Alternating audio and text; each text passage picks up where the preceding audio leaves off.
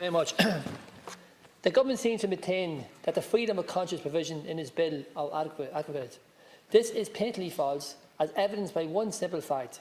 Huge numbers of doctors have publicly said that there is insignificant amount of doctors.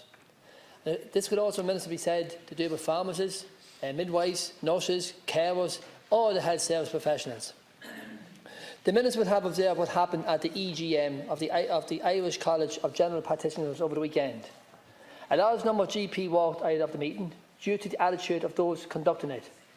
Minister, if you want, there's photographs and videos of the event show the nearly empty room discussing the issues because the majority of GPs left in protest.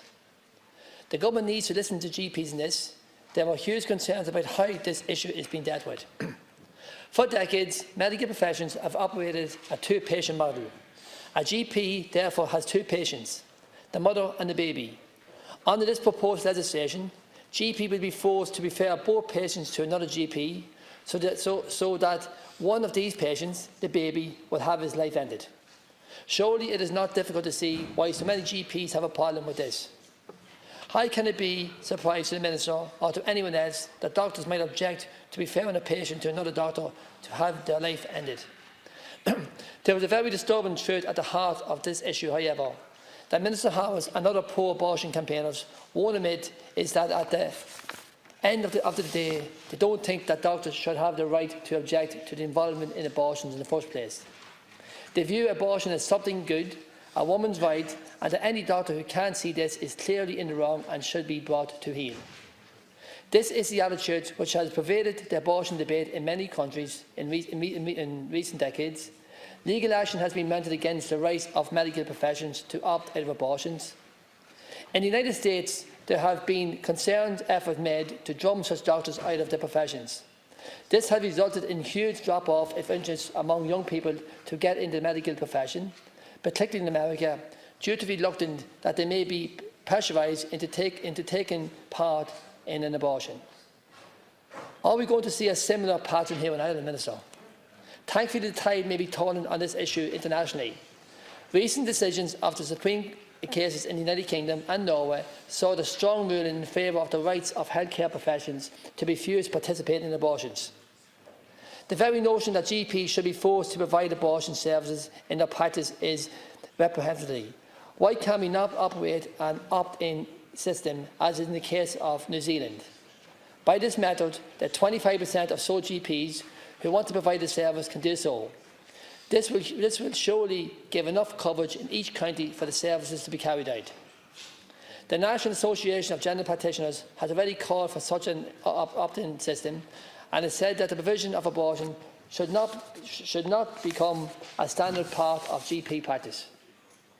But the Minister and the Government seem to want to ignore both of these positions. We operate an opt-in system for GPs in other areas. For example, GPs can choose to opt in or out of the medical card scheme. 1.6 million people have medical cards in this country, and yet GP practice can opt in, opt out of the services. The Government is estimating just 12,000 abortions will be performed per year, and yet all GPs are being forced to either provide the service or to make a referral. Allowing GPs to opt out of the medical card scheme has not led to its collapse. So why does the Government persist with the notion that abortion services will be untenable unless all GP provide the service? What is the reason for the difference in treatment? Again, it just seems to prove a point.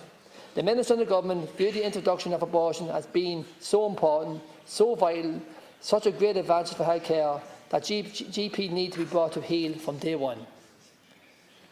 We should apply for an opt-out system where the public at large would know which GP will provide the service, which GP will not.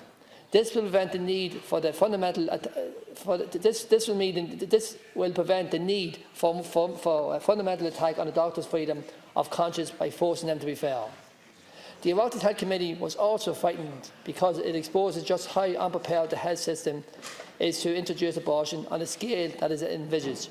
The representatives of the medical profession were in unanimous agreement that the health system was totally unprepared for the introduction of abortion services in January. Medical facilities are lacking in terms of training, resources, ultra equipment and so on. We read in the Irish Times this morning that the regulations in the area won't be ready for January's deadline either. Why on earth is this legislation being rushed through these circumstances? Would we ever rush in any other medical treatment or programme without the proper personal equipment and resources being put in place? Let's say, for argument's sake, that a new screening programme for a form of cancer was being introduced. Would we do so without having adequate personnel, equipment, training and monitoring of such in place? The very notion is ridiculous. To operate health policy in this way would amount to gross negligence and it would expose women to danger. And yet it is rolling out abortion services in such a hurry. It is exactly what we are doing. I strongly support this amendment. The Oireachtas need to trust the judgment of doctors in all cases and not compel them to act against their consciences. Thank you, Caroline.